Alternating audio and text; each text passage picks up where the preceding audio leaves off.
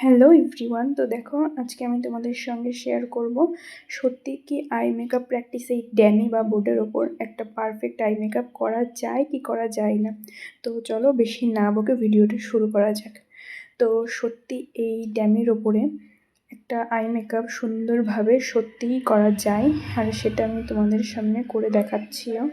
তো সবসময় তো কাউকে আমরা হাতের ধারে পাই না যে তার চোখটাকে নিয়ে আমরা আই মেকআপ প্র্যাকটিস করবো বা কিছু।